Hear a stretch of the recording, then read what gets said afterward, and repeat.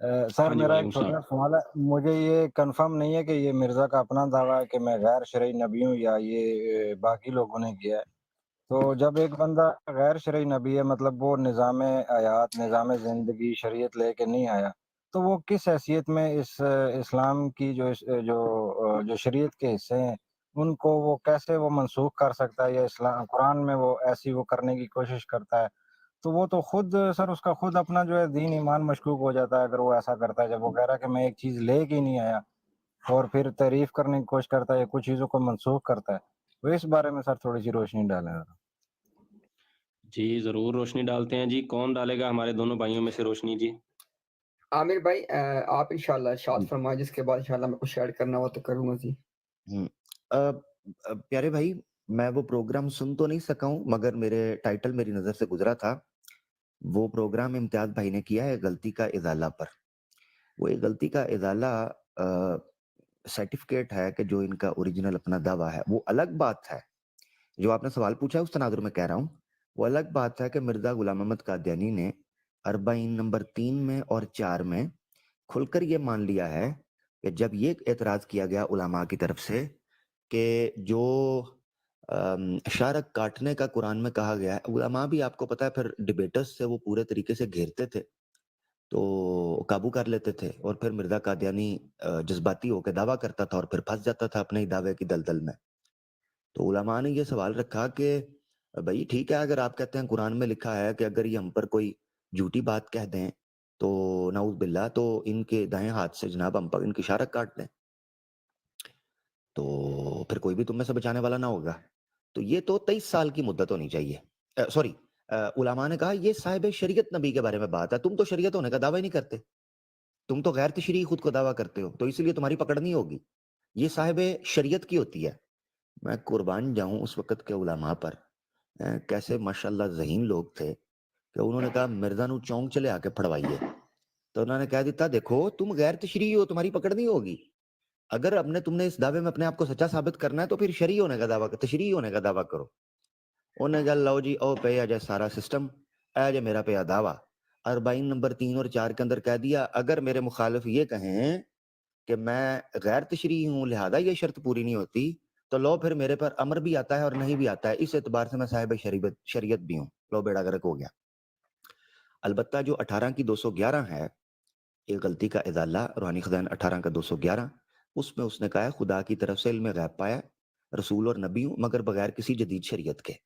اس طور کا نبی کہلانے سے میں نے کبھی انکار نہیں کیا، بلکہ انہی معنوں سے خدا نے مجھے نبی اور رسول کہہ کر پکارا بھی ہے۔ سو اب میں انہی معنوں سے کیسے انکار کر دوں؟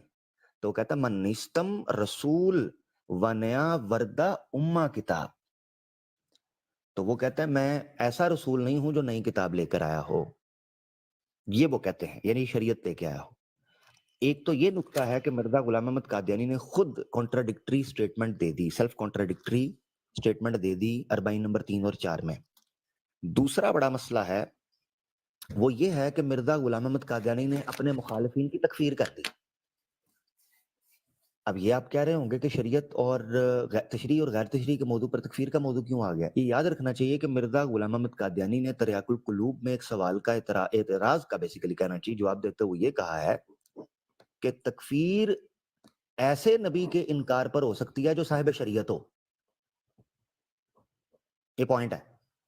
لہذا مرزا غلام احمد قادیانی کا انکار کرنے والے کی تکفیر کرنا is equal to Mirza Ghulam Ahmad Qadiani کو صاحب شریعت کہنا ہی ہوگا، ادروائز ایک بات جھوٹی ہو جائے گی۔ یہ دو دلائل ہیں جس سے پتہ چلتا ہے کہ مرزا قادیانی نے بیک وقت تشریعی اور غیر تشریعی ہونے کے دعوے کیے تھے کہ جو جہاں پھنس جائے وہ پھنس جائے۔ بہت شکریہ۔ امتیاز بھائی کچھ کہنا چاہیں گے؟ اچھا عامر بھائی، اس پہ صرف میں انشاءاللہ ایک بات یہاں پہ رکھ دیتا ہوں۔ دیکھیں اگر جب ہم وہ 40 کا حوالہ عامر بھائی پیش کرتے ہیں، جس میں اس نے کہا جی کہ میری وحی کے اندر امر بھی ہے نہیں بھی ہے، تو کہتے ہیں وہ تو جو الزامی جواب دے، تو چھوڑ دو اس کو بھی آپ۔ بھائی ہمیں یہ ڈیفائن کر دو کہ شریعت کس کو کہتے ہیں۔ اگر تو شریعت کہتے ہیں اصول کو، عقائد کو، احکام کو، شعائر کو، ہم یہ چاروں چیزیں ثابت کر دیتے ہیں کہ مرزا نے چاروں چیزیں دی ہیں۔ مثال کے طور پہ اگر اصول میں آئے، مرزا صاحب نے کہا جی کہ اب میں بتاؤں گا کون سی حدیث صحیح ہے اور کون سی جھوٹی ہے، اور اب میں بتاؤں گا قرآن کی کس آیت کا کی کیا تفسیر اور کیا معنی ہے۔ اب اس سے بڑا یہ تو اصولوں کا بھی اصول ہو گیا، یعنی مرزا صاحب نے یہ اصول دے کے سب کچھ اپنے ہاتھ میں لے لیا۔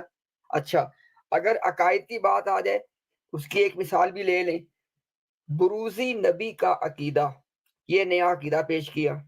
اگر احکام کی بات آ جائے، جو ان کا رسالہ الوصیت، وہ سارا احکام سے بھرا ہوا ہے، چندے کے بارے میں نئے احکام دیے ایٹسیٹرا ایٹسیٹرا۔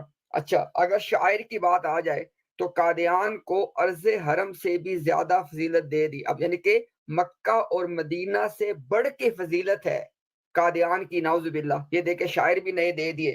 تو اگر اصل بات عامر بھائی وہی ہے، اگر یہ لوگ کسی چیز کو ایک بار ڈیفائن کر دیں نا، پھر یہ پکڑے جاتے ہیں۔ تو جیسے یہ ڈیفائن کریں گے کہ شریعت کس کو کہا جاتا ہے، تو اس کے ساتھ ہی اب یہ ہر بندہ جانتا ہے انہی چیزوں کے مجموعے کا نام شریعت ہے، اصول، عقائد، احکام اور شعائر، یہ چاروں مرزا غلام قادری نے دیے ہیں، تو اس کے مطابق وہ بنتا ہے شرعی نبی۔ اور دوسری بات یہ عامر بھائی، ہم سب جانتے ہیں کہ یہ تشریع غیر تشریع یہ ساری باتیں صرف ایک سموک سکرین کے طور پہ کریٹ کی گئی۔ جب ان کے پہلے خلیفہ حکیم نور الدین کی سٹیٹمنٹ موجود ہے سیرت المہدی کے اندر کہ اگر مرزا صاحب شرعی نبی ہونے کا دعویٰ بھی کرتے ہم مان لیتے، تو پھر یہ ساری بات کیوں کی جاتی ہے؟ اور عامر بھائی وہ جو آپ نے تکفیر کے حوالے سے بات کی نا، تو اس کا نا انہوں نے کیا جواب دیا عامر بھائی، انہوں نے کہا جی کہ مرزا صاحب نے وہ جو تکفیر کا مسئلہ بیان کیا تھا وہ اپنی نبوت کی یا نبی کی پرانی تعریف کے حوالے سے کیا تھا، لہٰذا جب انہوں نے نبی کی تعریف کو بدلا تو مسئلہ تکفیر کا حکم بھی بدل گیا۔ شکریہ بھائی۔ واہ واہ واہ، بہت خوب، کیا کہنا ہے۔